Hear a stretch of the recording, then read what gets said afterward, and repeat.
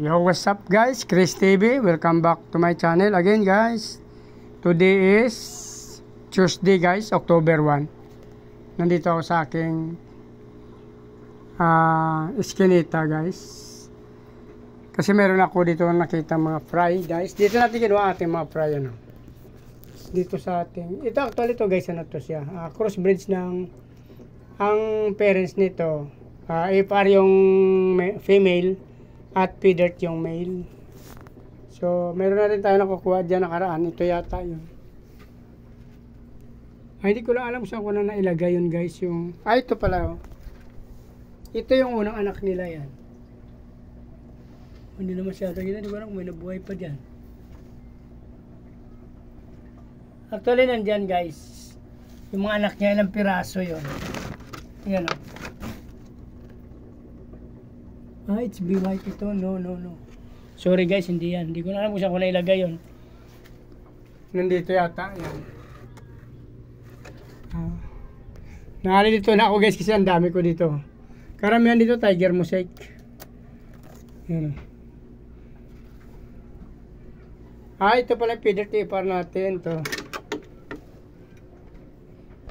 Ayan o. Ito black Moscow. May manim tag naman sila guys. Yan, P-dirt koi. Ito, P-dirt. Yan guys. So dito guys, yung unang anak nito, ito pala oh. Ito. Yan oh. P-dirt kasi ang male niyan sa kanilang parents. Tapos female ipar, kaya P-dirt ipar guys yan. Meron tayo na ilagay dito. Alam kung buhay pa. Tingnan natin. Ganda din yung mga plants natin natutubo, yung mga fish natin mukhang namamatay na. Actually kasi guys, tuloy-tuloy na kasing pag-breed natin kaya maliliit na lang sila doon sa ilalim guys. So balak ko na to silang out lahat, i-for sale natin to lahat, no? Yung mga anak pag lumalaki para ito nga HB White may anak na rin, no? Para mapapalitan natin yung ating breeder, magpanibago ako. Pero sa ngayon, hindi pa ako nag-iisip na, hindi pa ako bumibili ng mga breeder or kumukuha. Kasi nga magpapagawa pa ng bayong anak ko. So, nahirapan pa ako kung saan ko sila ilalagay. Kaya magbabawas muna tayo. Ano. So, ito pala guys yung nakuha ko dyan. Ito yung mga, ano.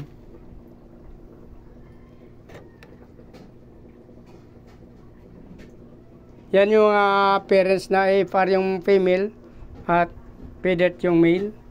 Pero medyo malungkot lang tayo guys kasi dito natin ilagay. Pero ang nakalagay dito dati kasi, yan pa pala, akala ko namatay ka na dyan. Balak ko pa naman papalitan yan, akala ko na wala na yung ano dyan. Pero wala na yata ang female. Yung male I mean. Akala ko wala na kasi aking dyan na, yung may nakita ko pala yung female nandyan pa. Hanapan ko na lang siya na pa, female na lang, wala nang male yata niya, no. Yan yung aking balon muli guys na black. Actually yung aking mga balon muli, kunti na lang din.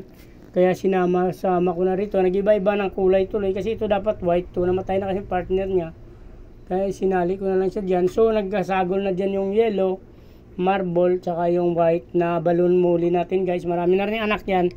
Nandoon, pinapalaki natin. So antayin na lang natin yun na na lumaki bago natin i-out. Or magdagdag tayo ng mga breeder. Ito may mga anak na rin na alaman ng ating tiger mosaic oh. Ayan oh. Yung tiger mosaic yan guys. Ito yung ating P-dirt. Mayroon na rin. Yan. Pero hindi ko pa sila kinukuha kasi hindi ko pa alam kung saan ko sila ilalagay. So antayin ko na lang muna lumaki sila ng kaunti dyan. Ito kasi marami rin oh.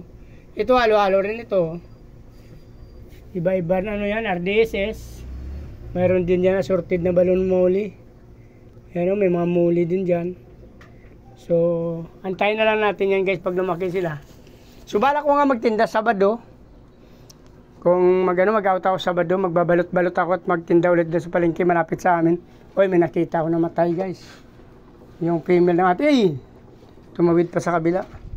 Yung female ng ating P-dirt namatay. Ito pala P-dirt na female. So dito na lang guys para hindi lumabang ating video natin. Kung nagustuhan nyo tatapos yung video na to, please like, follow, subscribe sa aking YouTube channel guys. Chris TV, sa aking Facebook page, Chris Molieno guys. Maraming salamat patuloy sa panonood ng aking mga video guys. Nais ko mabuhay kayo hanggang gusto. Bye bye! Salamat!